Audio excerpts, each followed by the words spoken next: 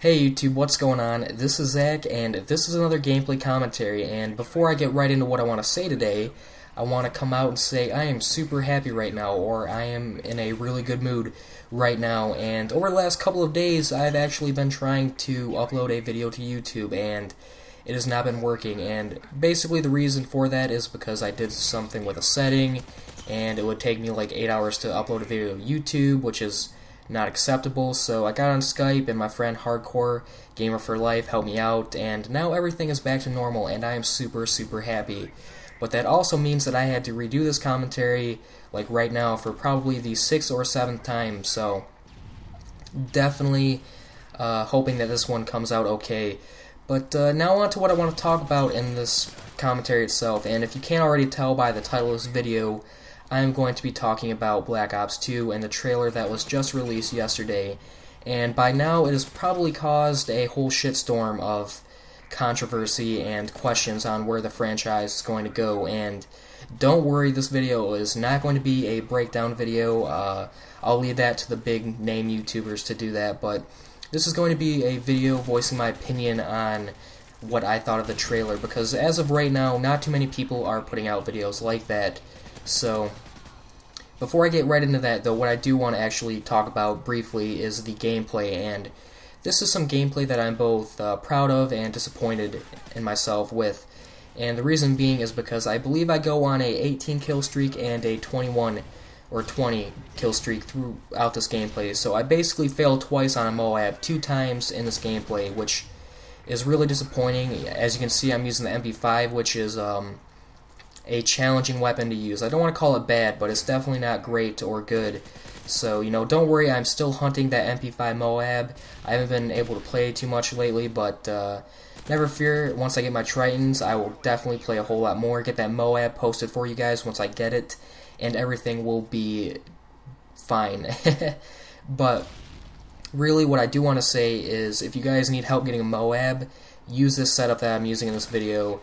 And in case you can't tell, because I'm recording this in theater mode, the perks I'm using is Scavenger, Assassin, and Syrup Pro are my starting perks, and then as my specialist loadout I'm using Sleight of Hand, and you can kind of interchange Dead Silence and Steady Aim with each other. It's just all personal preference for those last 2 perks, but this loadout in particular works for me pretty well. So if you guys need help getting M.O.A.B, just slap on like an Mp7, use this setup, and you will be good to go.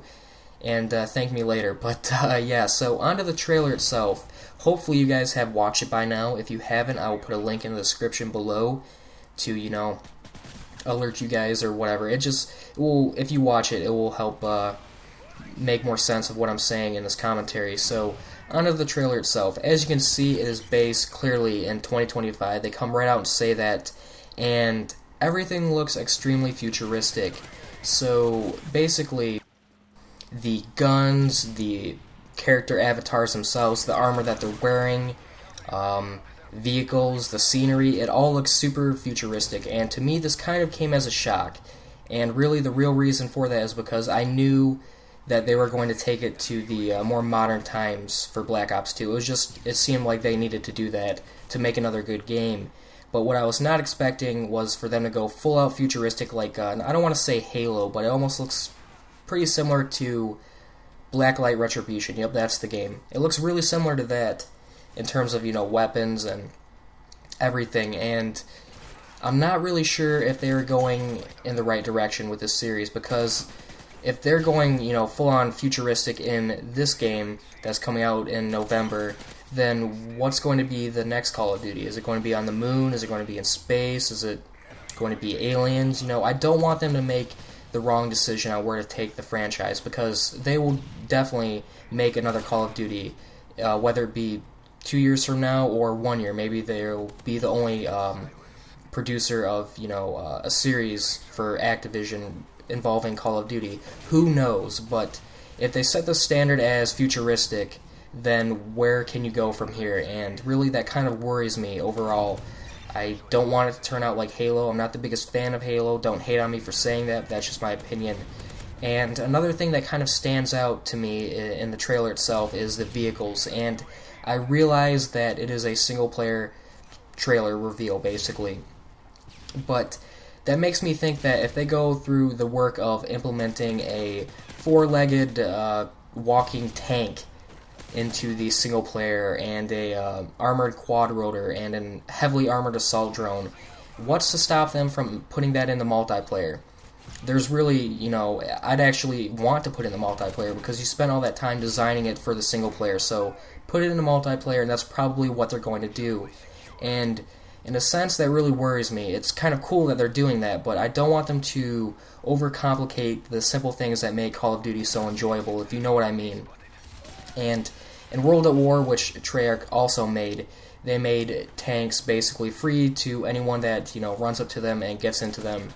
I don't want to see them kind of do that with the vehicles in this game. I don't want them to rule the multiplayer aspect of the game, like with Modern Warfare 2 with the AC-130 and the chopper gunner, then bam, nuke. I definitely don't want that to happen, and I don't think it will. It is a worry for me right now just because there's so little information involving that, but Black Ops 1 to me was so great because of the balance throughout the game, and yes, there was the FAMAS and, the 74U, but overall the game was balanced. If you had superior gun skill to your opponent, 9 times out of 10, you were going to win that gunfight. So hopefully they kind of tie everything together with game balance, and they produce a good game for us to, enjoy and play, and we'll continue to play for a year or so. All they really need to do to, accomplish that is basically don't change the core mechanics of the gameplay itself. As of right now, I feel like they know that, and it would be a bad business move on their, side to change what makes Modern Warfare 3 and every Call of Duty for that matter so much fun for skilled players and players that aren't as skilled. So really, all I'm saying right now is I do not want them to take a step in the wrong direction and try and change the game so much that it's not Call of Duty anymore. Because right now, yes, Call of Duty is kind of stagnant, but it is definitely still fun at times, and most of the time it is still fun. We just need some new, something different, but not something so different that it's not Call of Duty anymore, like I said. So hopefully they pull that off. I do have some faith in Treyarch, and even if Black Ops 2 fails, there's always the Respawn Entertainment game coming out next year, which is from Jason West and Vince Zampella, the creators of the Modern Warfare series. So maybe with Black Ops 2, they're trying to compete with Jason West and Vince Zampella. So you never know. There is a whole lot of questions at this point in time, not a whole lot of answers, and this is the end of the gameplay right here. So if you guys enjoy this commentary, go ahead and leave me some feedback down below. And as always, this has been Zach, and I will talk to you guys in my next commentary. Peace.